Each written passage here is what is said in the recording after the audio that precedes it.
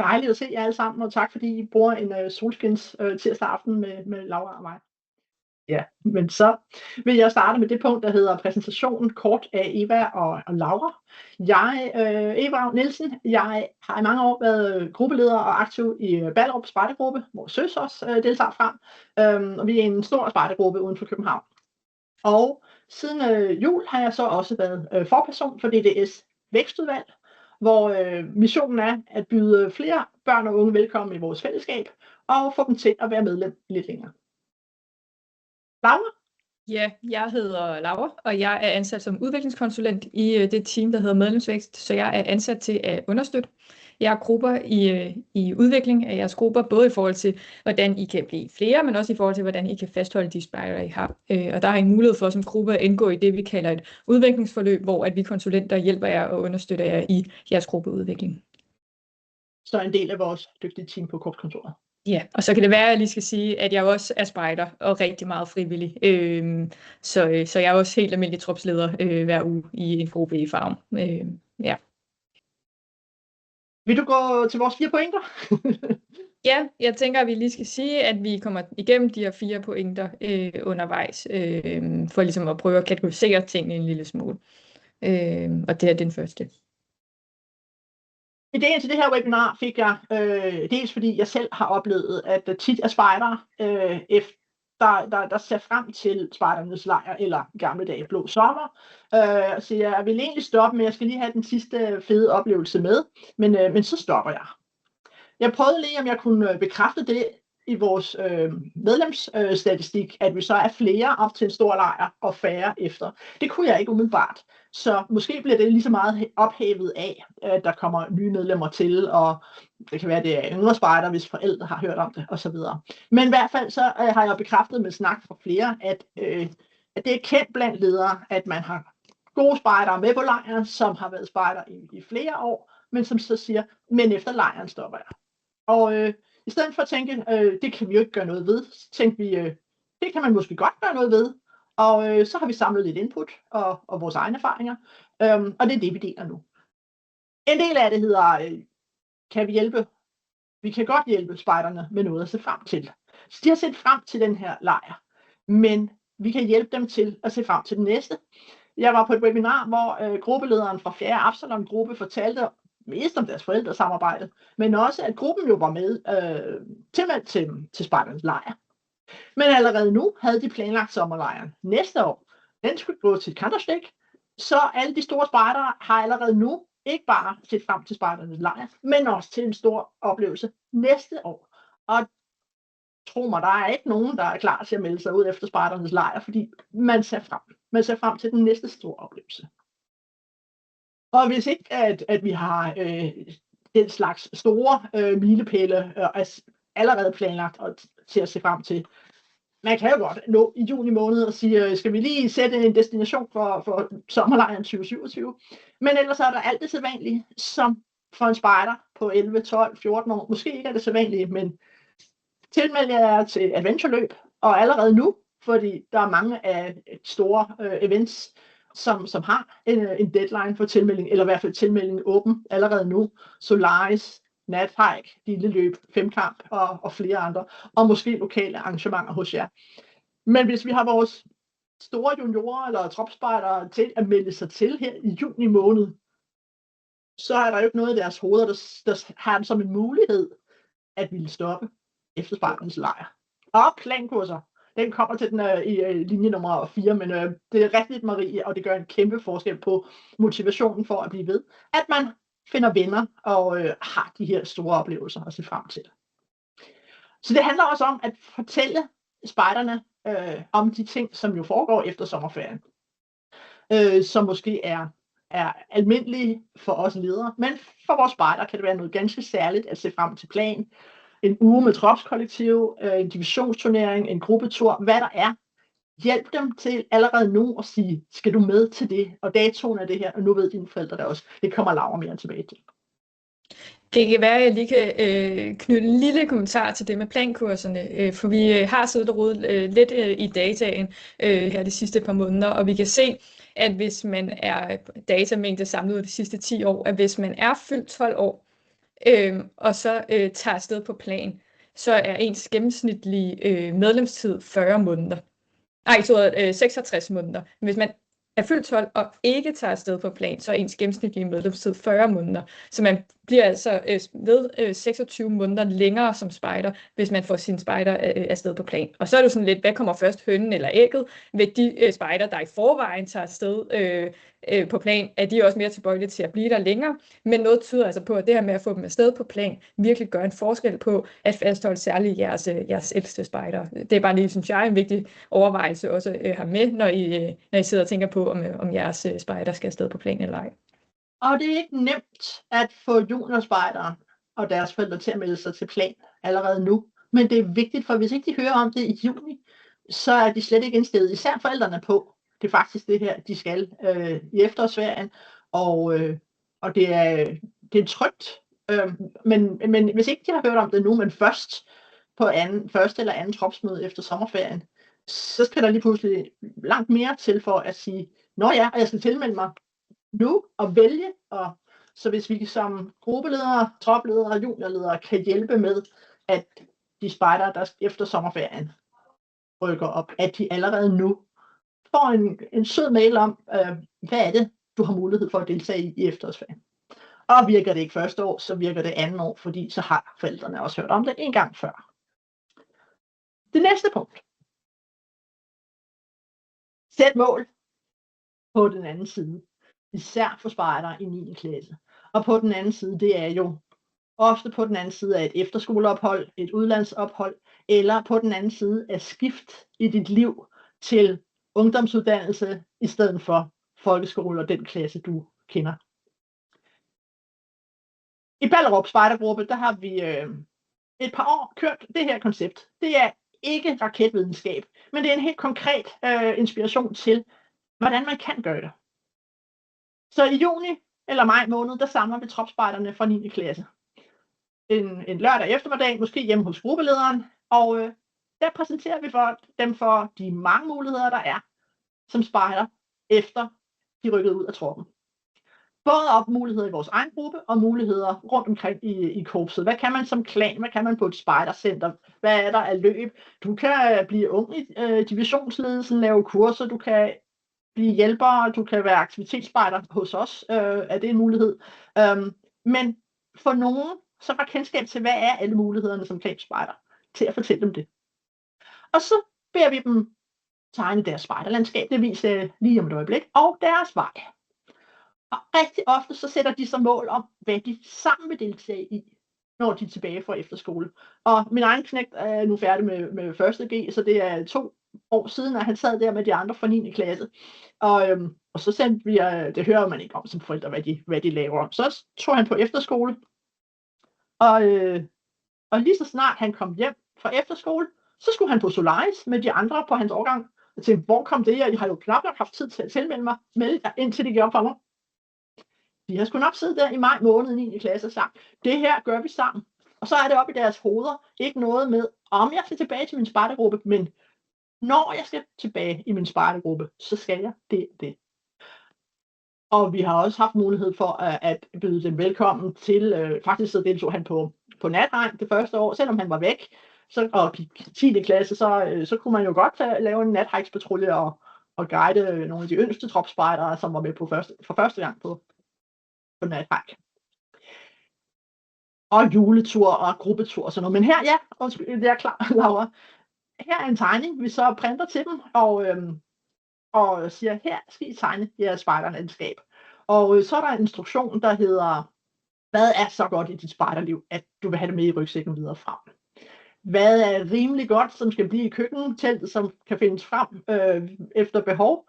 Hvem er vennerne, du sidder sammen med rundt om lejrbålet, som skal være dine venner også fremover? Og hvad synes du er det træls, det smider vi bare over i spildevandshullet. Så tegner og skriver de det, og så bliver de som meget konkret måde at reflektere over deres spejderliv, men ikke mindst de gode ting i deres spejderliv. Så er jeg klar til det næste. Så det er sådan et tegn til dine venner, hvad skal der med, hvad gør dig glad, hvad gør dig sur, og sæt de ting ind på kortet, og også gruppens og divisionens almindelige aktiviteter, som du gerne vil være med til også næste gang. Og så siger vi deres vej. Hvad er de første skridt? Og hvad er det for nogle mål, du vil undervejs? De har lige fået inspiration om, at du kan blive centerspejder på Gurdam, eller du kan prøve at komme ind i et planteam, eller du kan blive uddannet klatreinstruktør, eller hjælpe til hos mikroerne, eller bare lave det fedeste planarbejde med nogle bestemte ting, du gerne vil opnå. Det kan jeg så skrive her på min vej. Og der er også en kort instruktion på den næste.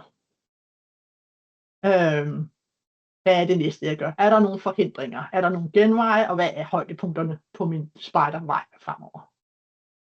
Ja. Og en del af det her er jo brobygning efter 9. klasse. Den kan laves på tværs af divisionen, hvis man har en meget lille trop. Der er ikke meget ved at lave det her 1 eller 2 9. klasse spejdere sammen. Og når de rykker i klanen, så bliver det jo naturligt at samarbejde langt mere ud af gruppen. Så hvis man som tropleder eller gruppeleder siger, at de her 3 troppe, som er i nærheden eller 2, skulle vi ikke invitere de andres 9. klasser med til vores event, så det bliver sjovere for dem alle sammen.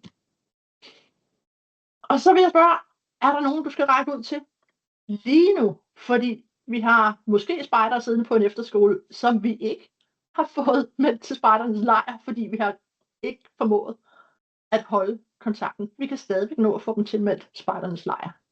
Og de ved virkelig ikke noget bedre, end at klanen eller lederne rækker ud til dem og siger, og det har jeg har en på efterskolen nu, og hendes mor sagde til mig, da hun mødte mig på gaden. Hun blev så glad, da en af de andre fra klanen skrev til hende, vi kan ikke forestille os, at du ikke skal med på spejdernes lejr, så er du tilmeldt, og skal vi vælge aktiviteter sammen. Men også det, at i løbet af året få skrevet til dem, vi håber, du kommer med på vores gruppeweekend, og nogen arrangerer tropmøder eller klanmøder, hvor der er videokontakt. Den, der er på efterskole, viser rundt på sit værelse. Og sådan et. Man kan godt gøre rigtig meget for at holde kontakten varm. Og det gør en forskel ind i deres hoveder. Selvfølgelig skal jeg tilbage. Jeg har ikke mistet kontakten. Jeg er bare lige lidt væk. Vi iler videre og taler en lille smule om den gode brobygning. For noget af det, som vi kan se i det data, vi sidder med, det er, at det kan være helt vildt svært at holde på vores spejder, når de skal gå fra særlige overgangen, der hedder junior til trop, og fra trop til klan. Og det har vi sådan undersøgt lidt. Det er sådan, at vi har været ude her det sidste halve år og interviewe omkring 60 tropspejdere i forhold til, hvordan man kan gøre det at være ung spejder i DDS endnu federe. Og noget af det, som de kommer ind på, når vi spørger omkring det her med at gå fra junior til trop, det er blandt andet, at det kan være svært at gå for den her overgang af lige pludselig at have for junior noget, der er meget fast til at komme op i troppen og have noget, der er mere loose. Og som en af tropspejderne siger, er en af grunden til, at hun stoppede til spejder, det var fordi det var for loose, og at det er en kæmpe overgang, når man går fra junior til trop, at have det her stramt til loose, og at det er meget overrumplende. Og det er ligesom noget, der går igen, når man spørger spejderne, hvad det er. Og det har vi ligesom forsøgt at kogle ned i nogle nøgleindsigter, som man ligesom kan have fokus på, særligt i den her overgang fra junior til trop. Og noget af det, vi kan se, det er, at når årgangen er små, og man rykker op helt alene, det er de skrøbeligste år. Så hvis nu der kun er en enkelt, der rykker op, uden at følges med nogle andre, så kan det være svært at komme ind i det nye fællesskab, og derfor stopper man hurtigt. Så overvej selvom, at den naturlige oprykning er, at man rykker op, om det giver bedre mening at holde en spejder oppe eller nede et enkelt år mere, eller et halvt år mere, for at der er nogen, man kan rykke op med. Fordi jo større ryg I har, altså i mængden, jo mere tilbøjelige er det til ligesom også at blive, fordi de ligesom er i det her fællesskab. Så handler det også om, at friheden op i troppen er et plus, men kun når de er landet i det, at de synes, noget af det bedste ved troppen, det er at få mere ansvar, og de har løsere rammer, men at overgangen kræver tilvænning, og at de skal have hjælp til det. Så når vi som ledere, og jeg kan selv se det, når jeg er som tropsleder, siger, nu skal I planlægge et møde, hvis ikke jeg faciliterer den planlægning rimelig sådan ordentligt for dem, og har nogle forslag til med, hvad de godt kan gøre, så er det for uoverskueligt for dem. Så overvej, når I sidder, enten når jeg spejder selv skal planlægge, eller at I skal lave møder til jeres spejder, at det ikke må blive forløst. Og noget af det, som de også fortæller i de interviews, det er, i virkeligheden synes de, det er lidt ærgerligt, at de går fra i mikro, mini og junior at lære en masse ting, og at de så i troppen bare skal bruge dem. Og de virkelig også har lyst til i troppen at lære nogle ting. Og det synes jeg bare er en vigtig pointe, også ligesom at give med i den her sådan, fastholdelsesdel.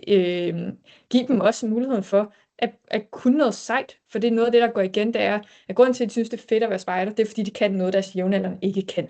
Så overvej, at de allerede nu laver et program fra den anden side af sommerferien, som viser, at de skal lære noget sejt, eller viser, hvad det er, de kan se frem til, så det er planlagt, ikke måske noget til mindste detalje, men at de har noget at kunne se ind i. For hvis ikke de ved, hvad de kan se ind i, så har de en større tendens til at stoppe.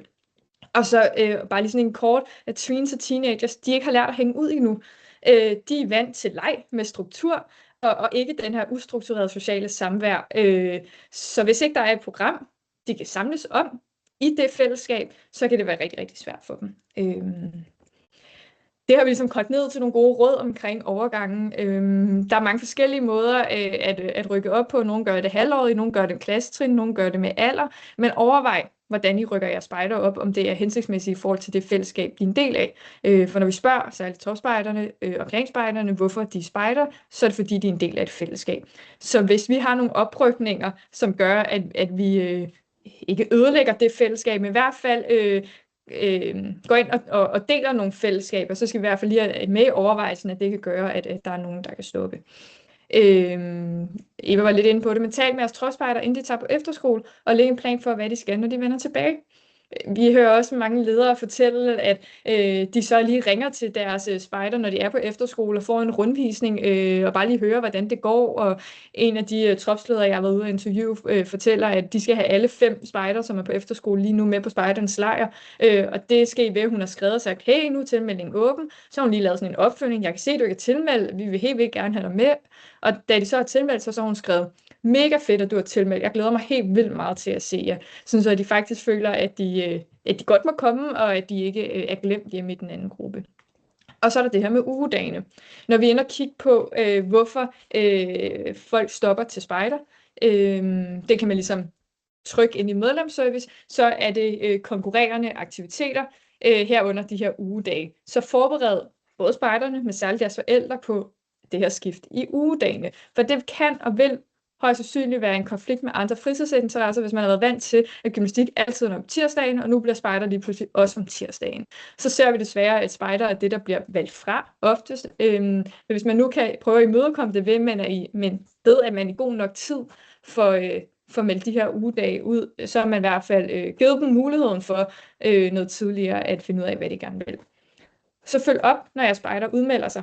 Et er, at man kan trykke noget ind i medlemsservice, men spørg nysgerrig ind til, hvorfor de stopper, og ikke sådan en, nå, jeg kan se, at du er stoppet, hvorfor dog det? Men vær nysgerrig ind i det, for det er også den måde, I bliver klogere på fremadrettet ved, hvad I kan gøre. Og så giv jeres unge noget mere ansvar, fordi de fleste unge rigtig gerne bidrage. De ved bare ikke, hvordan, og de ved det ikke endnu. Og så sørg for at skabe fællesskab på tværs af grenene. For det der med at have det der med at kunne have nogen at se op til, er virkelig, virkelig vigtigt, men også at vide, at man rykker op til nogen, man godt kan være sammen med. I min egen gruppe, der har vi hele sidste år, altså så fra hele 2025, kørt noget, der hedder Mod på Mere projekt for vores 18-års junior og første og anden års tropspejder, hvor at en forælder og deres juniorleder, og så en af vores tropsleder, en fredag i hver måned i 3 timer har mødtes et eller andet sted, og lavet noget spejder sådan lidt ud over det sædvanlige. Så er det ligesom skulle træne op til at skulle afsted på Dinisuli her i 2026. Og det kom så af, at vi kunne se, at vi mistede rigtig, rigtig mange af vores juniorspejder, når de skulle gå fra junior til trop, og hvad vi ligesom kunne gøre ved det. Så før sommerferien sidste år, der havde vi 9 tropspejder, og vi havde 9 potentielle spejdere, der kunne rykke op. Og der havde de ligesom været i gang med det her Mod på Mere i et halvt år. Og alle 9 juniorspejder rykkede op, så vi var lige pludselig 18 tropspejder, og vi kunne sende 3 patruljer afsted på Dinisuli. Og det tror jeg ikke, vi havde kunne, hvis ikke de havde fået skabt det her fællesskab på tværs, inden de rykkede op. For det gjorde, at de kendte hinanden, og de vidste, hvem de patruljede med. Og vi har førhen haft store problemer med, så du er en patrulje med den, og vi er ikke en patrulje sammen. Og det oplevede vi slet ikke på samme måde i år, fordi de faktisk havde lært hinanden at kende juniorspejderne og tropspejderne imellem. Og man kan jo gøre det på mange måder. Man kan også invitere dem på besøg 3 gange inden sommerferien, eller sådan. Men det der med at tænke i at få skabt de her fællesskaber på tværs af grenene, er bare virkelig vigtigt. Så har vi lavet sådan 5 greb til de gode overgange. Den ene er, at man skal forberede spejderne tidligt og gøre overgangen spændende. Det her med, sådan, at man rykker op til noget, og man kan få lov til noget mere. For mange af spejderne kan også, så har de været spejder i 6 år, hvis de er startet som mikro, og så er de nået til junior, og så er det måske også på tide, at de ikke skal det mere. Men gør det spændende, at det næste skridt for dem er lige så sjovt og endnu sejere, end det de har prøvet nu. Styrk fællesskabet og give plads til de nye relationer. Det er også vigtigt, særligt i troppen, hvor at man ofte er i 4 år. Det kan blive nogle rigtig stærke relationer, men giv også plads til, når de kommer op i 6. klasse, at der er plads til dem i det fællesskab. For der er stor forskel på at være 9. klasses elev og en 6. klasses elev. Så vær opmærksom på, hvordan de fællesskaber og relationer bliver skabt. Så har vi skrevet inddrag og informere forældrene, for de er nøglen til en god start, og vi kommer lidt mere ind på det lige om lidt. Men forældrene er jeres medspillere i det her. Det er forældrene, der skal få spejderne afsted, når det også øser ned udenfor, og at man som forældre synes, det er en lille smule synd, at ens lille pige skal afsted ud i regnvejret. Hvis ikke forældrene ved, hvad der skal ske, så er det virkelig svært for dem også at gøre det interessant og sørge for, at spejderne kommer afsted. Ligeså vel, som hvis forældrene ikke ved, hvad der skal ske efter sommerferien, så er de også mere tilbøjelige til at sige, ved du hvad, det er okay, nu har du været spejder, og det er fint, vi tager bare gymnastikken næste år, fordi de ved godt, hvad gymnastik er, eller håndbold, eller fodbold. Men spejder kan være en lidt mere mystisk ting for mange forældre. Så er det vigtigt at skabe kontinuitet mellem lederne, men samtidig give spejderne en frisk start. Det her med, at en spejder skal også have lov til at udvikle sig, uden at det er den samme leder, som har en historie om spejderen. Samtidig er det vigtigt, at man sikrer sig, at der er noget kontinuitet, og at spejderne også føler sig trygge, og det kan det godt være ved, at der er en leder, der måske er med de første måned, eller at lederne er med inden sommerferien. Men sørg for, at de ved, hvad det er for nogle voksne, de også rykker op til. Og så til sidst, fejr overgang med trygge og sjove ritualer. Der er helt mange tropspejdere, der har givet udtryk for, at de har været nervøse for at skulle rykke op efter en sommerferie, fordi de var bange for, hvad det var for et ritual, de skulle igennem, fordi de havde hørt mange mærkelige historier om, hvad det var, de skulle igennem. Og det er virkelig ærgerligt at nå at skræmme dem, inden de overhovedet er kommet på den anden side af sommerferien, hvis det er rygter og mærkelige historier, mere end at det er det, der faktisk sker.